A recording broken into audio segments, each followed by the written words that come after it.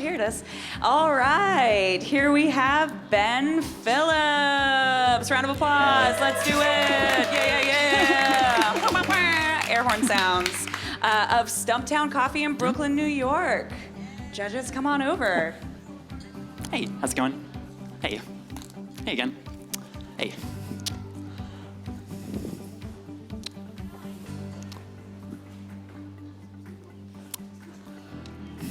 All right.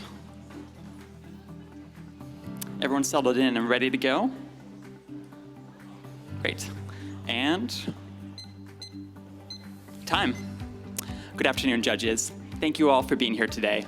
My name is Ben, and I work as a barista at Stumptown Coffee in Brooklyn, New York. Now, before we begin, I want to point out these info sheets in front of you. These contain all the information on the coffee I'm going to serve you today. On the top, on the front, you'll find the farm information, and below, the processing information. Now, if you'd flip it over, please. There, you'll find my brew information at the top and the tasting notes at the bottom. Please use these as a guide during our time together, and then keep them when we're done.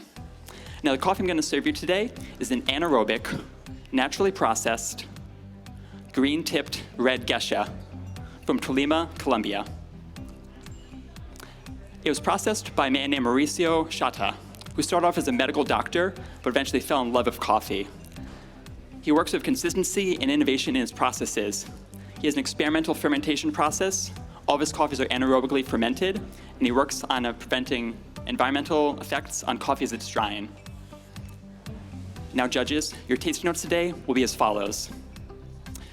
For the aroma, you'll get raw sugar, freeze-dried raspberries, and violets. When hot, you'll taste semi-sweet chocolate,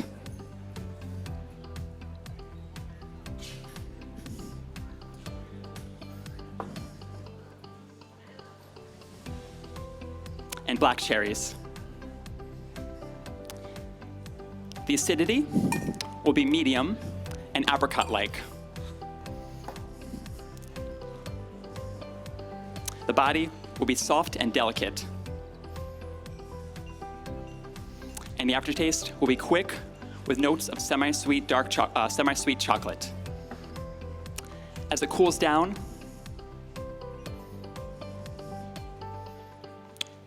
you're going to start to taste grape juice and sugar in the raw.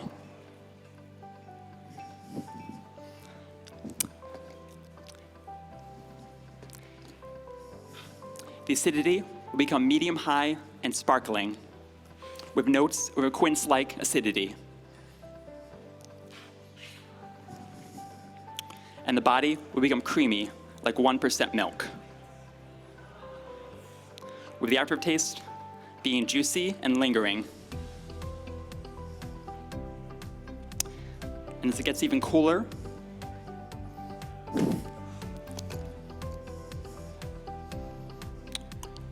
you'll taste fresh cranberries and watermelon candy.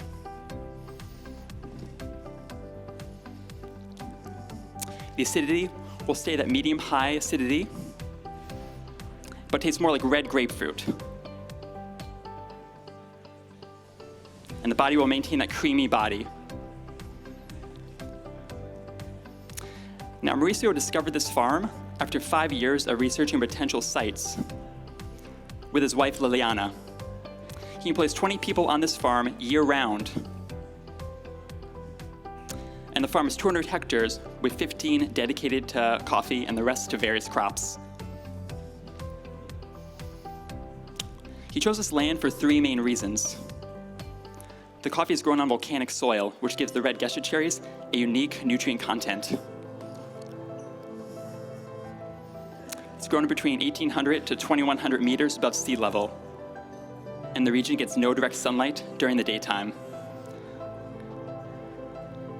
Now, this high elevation and natural shade of the region allows the cherries a longer maturation time, giving them more sugars in the cherries and a sweeter cup.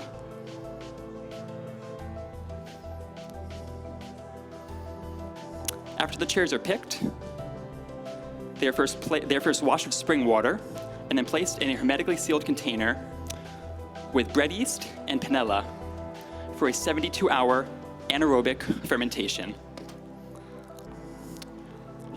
Mauricio also places the candles underneath the fermentation tank to remove any excess oxygen, allowing for a fully anaerobic process, which will lead to that creamier body and more vibrant acidity. Now, Mauricio used panela, an unrefined Colombian cane sugar, to give energy to the yeast and to activate it. When he did it without the panela, it caused the yeast to break down, and lactic acid fermentation would form. This would cause inconsistent results and lead to more sour coffee notes. So using the panela allowed him to achieve the consistency that Mauricio wanted. Afterwards, the coffee is dried indoors, away from direct UV rays and high humidity levels. He uses both stationary and mechanical dryers and raised bed drying. You notice about more specific information on when he switches between these methods during moisture loss.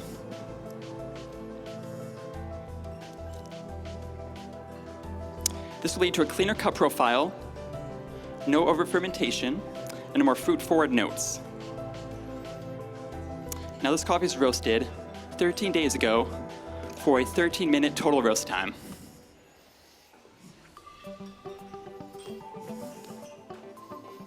For the first 9 minutes, the coffee was kept in the roaster at a lower heat, which allowed for, and was brought up to slowly to heat before first crack.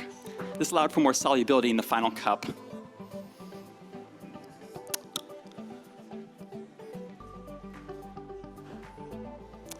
And balance between body and clarity. Now today, I really want to focus in on those fruit-forward characteristics in this coffee, and I wanted a dripper that could drip fast enough to pull those flavors out cleanly. So today, I'm using the origami dripper with a cone paper filter. The origami dripper has a large open hole at the bottom, and the cone filter sits in the dripper and allows for airflow between the dripper and the filter. These will both allow for a faster flow rate, meaning I can extract those fruit-forward characteristics much more faster and much more cleanly. The filter I'm using today is from a brand called Kono, spelled K-O-N-O. These are a bit thicker in texture and have more porosity than the V60 Hario filters.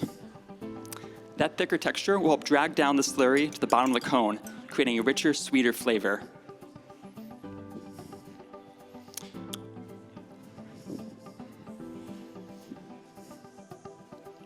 And the porosity helps the slurry pass through the filter paper at a faster rate.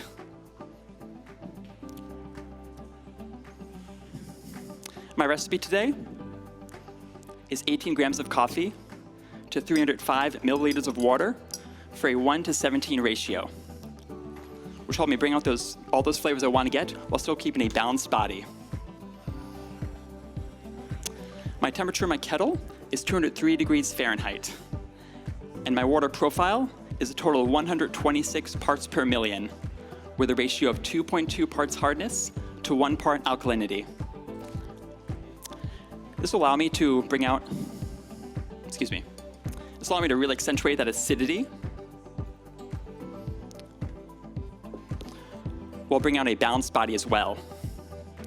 In the beginning of my brew, I did a 60-gram bloom and then let it sit until 30 seconds. For my first post-bloom pour,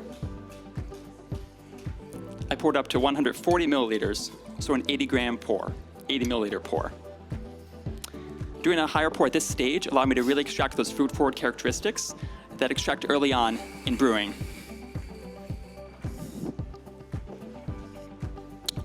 Then I divided the remaining pours into 3 equal portions of 55 milliliters until I got to 305 milliliters. I did all these pours around the side of the brew bed first and going into the center. This allowed me to avoid high and dry grounds, which allowed me to make sure all the coffee is extracted during brewing. My total brew time was aiming for 3 minutes and around 3 minutes and 50 seconds. And my TDS aim was around 1.38 TDS, leading me to an extraction percentage of around 20.4. Finally, judges, I sifted particles 1,100 microns and above to bring more clarity, and 500 microns and below to go finer and bring more sweetness into this coffee. It is an honor to brew this coffee for Mauricio Shata's hard work. When you evaluate this coffee, please assess the aroma directly from the carafes. And then, when evaluating the coffee fully, please follow a judge's protocol. Thank you. Time. All right, let's give Ben a round of applause. Great job. Thank you. How you feeling? Feels familiar. Yeah, because this is your, how many times? Second, third, I don't know. We're still a little hazy on that one. Yeah. Yes, drink the water Yes. that you didn't get to drink. It's, he left it on the table, so he couldn't touch it, but now he can. It's not allowed. Yeah, so now he's drinking water, as he has worked very hard for. So Ben, what a cool presentation. Thank you. What incredible carafes. Those are beautiful. Yes, they're wonderful. What is it that made you want to compete in Brewers? I like the challenge of it. Sometimes some really interesting coffees and connections that allows us to work with. Like this one here, it's not available on our menu, but we have a good long-standing relationship with Mauricio and Caravella, and them, and along with one of our longest roasters, Kyle, was able to really bring a lot of nice characteristics in this coffee. Yeah. That's awesome. Is there anyone that you'd like to thank? I'd like to thank my team at Stumptown, all over here. Good humans. Most of them Very here. good humans. I want to thank Steven for giving me some feedback earlier today. And Adam Jackson Bay, who is, I don't know where he is right now, but he's great too. The king of coffee Twitter. Yeah, sure. Well, that's incredible. Yeah. I loved watching you perform. Is there anything that you'd like to let the humans out there, over there, know? It's okay if you're blinking. It's okay. It's a lot of pressure. I put a lot of pressure on you just now. You put a lot of pressure on me just now. I really did. I had a wonderful dinner a few nights ago with you at the James Beard House. We wanted to let you guys all know that we have eaten at the James Beard House, and we are fancy. We did that. It was a few months ago. Ben was part of a Stumped event where it was like a Sig Bev making competition. Him and his team won, and they won a dinner at the James Beard House. And it was delightful. It was delightful, yeah. It was delightful. And one of the competitors is doing SIGs today, or did it earlier today, and she did wonderful as well. Yeah, incredible humans. So Ben, great job. Congrats again. Let's give him one more round of applause.